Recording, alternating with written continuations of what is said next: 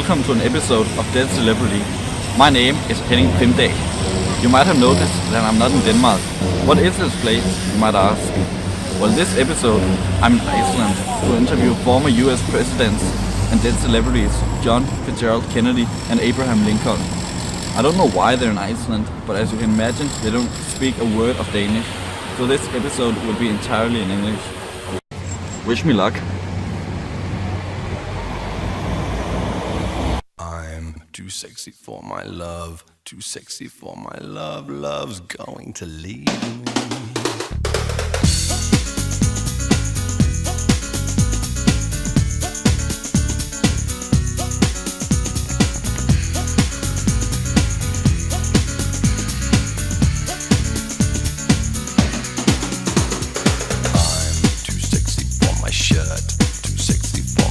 So sexy it hurts. For helvede, det er ikke en dansk pølse. And I'm too sexy for Milan, too sexy for Milan, New York and Japan.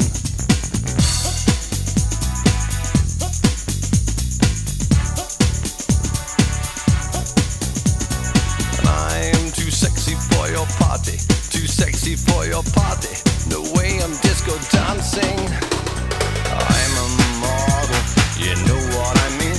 And I do my little turn on the catwalk. Oh, hello there. I'm here today in Iceland to interview John F. Kennedy and Abraham Lincoln, who have recently come back to life. As you may know, they were both presidents of the United States. Lincoln was born in 1809 and became the 16th president in 1861. He was responsible for a lot of things, including rocking a top hat. But he also abolished slavery and ended the Civil War. He also strengthened the government and modernized the economy. Before he became a politician and the president of the United States, he was a lawyer. John F. Kennedy was born in 1917, and in 1961 he became the 35th president of the United States. He led the failed coup at the Bay of Pigs, and he saw out the Cuban Missile Crisis. He furthered the space race and the civil rights movement. During his presidency, the Nuclear Test Ban Treaty and the Trade Expansion Act took place. As you already know, both Lincoln and Kennedy were presidents. But what you might not know is that there were actually a lot of hair-raising similarities between the two lives. Lincoln was elected to Congress in 1846, while Kennedy was elected to Congress in 1946. Lincoln became president in 1861, Kennedy became president in 1961. Both Lincoln and Kennedy were succeeded by their vice presidents, both named Johnson. Andrew Johnson was born in 1808, while Lyndon Johnson was born in 1908. Lincoln was shot in a theater named Ford, while Kennedy was shot in a car named Ford. Lincoln was shot in a theater and his assassin ran to a warehouse, while Kennedy was shot from a warehouse and his assassin ran to a theater. Lincoln's assassin had a three-word name, John Wilkes Booth. Kennedy's assassin also had a three-word name, Lee Harvey Oswald. Both names had 15 letters. But could you tell me a little bit about your family? I was born in Hardin County, Kentucky, to Thomas Lincoln and Nancy Hanks Lincoln. I was a descendant of Samuel Lincoln, who immigrated from Norfolk, England. I had one older sister, Sarah, and a younger brother, Thomas, who died in infancy. When I was 9 years old, my mother died, but my father married again to a widow with 3 children. Though both my parents were illiterate, my stepmother encouraged me to read. I was still at Congress. I was invited to a dinner party by a man named Charles Balath. There, I met my amazing and stunning wife, Jacqueline Lee Boiver. A year after I was elected senator, I married her. We had 2 beautiful children, John F. Kennedy Jr. and Caroline. But can I ask you a question? Sure. What's the question? Did my brother run for president like he said he would? Yeah, he did. Well, how did it go? Well, that's not really important. Could you tell me about your efforts in trying to achieve equality? Yes, on January 1st, 1863, I issued the Emancipation Proclamation, which stated that all persons held as slaves within said designated states and parts of states are and henceforward shall be free. On June 11th, 1963, I did a speech on civil rights called the Civil Rights Address, in which I proposed the Civil Rights Act of 1964. The Civil Rights Act of 1964 is a landmark piece of civil rights and US labor law legislation in the United States that outlaws discrimination based on race, color, religion, sex, and national origins. It ended unequal applications of voter registration requirements and racial segregation in schools, at the workplace, and by the facilities that serve the general public. What were your roles in your respective wars? In the war, I distributed 2 million from the treasury for war material without an appropriation from Congress and called for 75,000 volunteers to enter military service. I arrested and imprisoned suspected Confederate sympathizers without a warrant.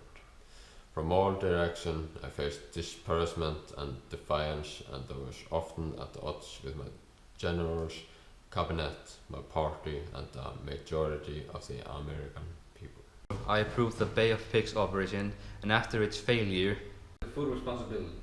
I competed with the Soviet Union in the arms race for military and political supremacy. I handled the Cuban Missile Crisis to the fullest of my capabilities, which prevented an all-out nuclear war with the Soviet Union. And could you tell me about your academic merits? I was one semester at Princeton University, and then I transferred over to Harvard University in 1936. For the first year, I was simply an average student because I was occupied with sports and women. I was incredibly popular in Harvard and attended social events while holding an average grade in studies.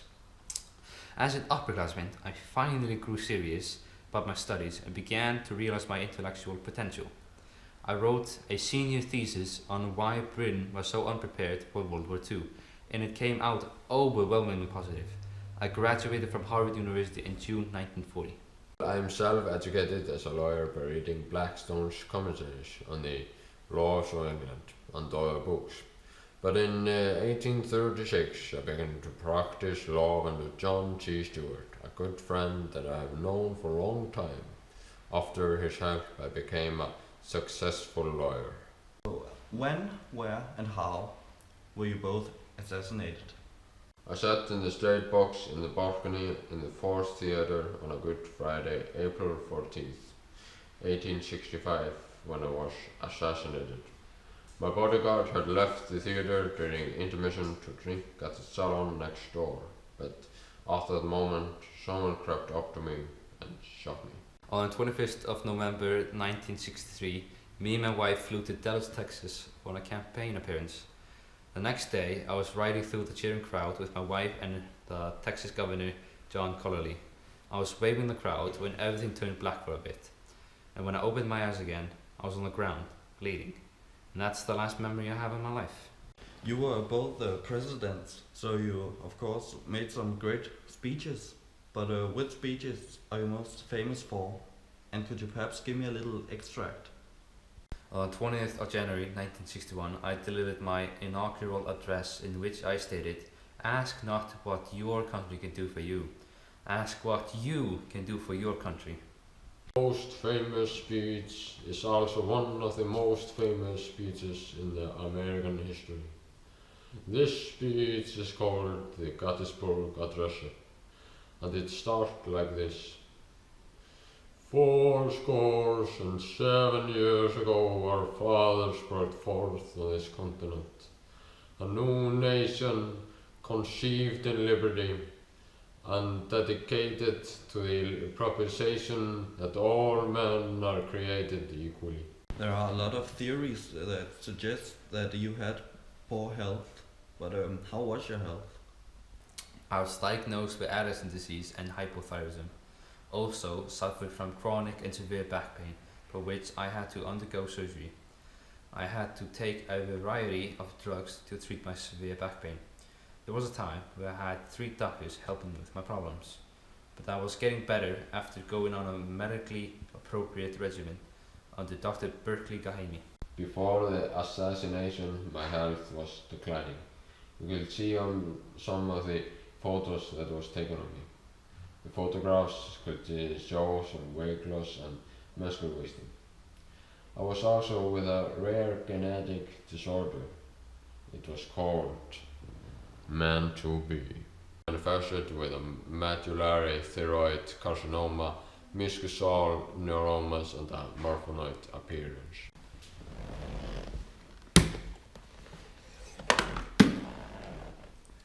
Dræb dem.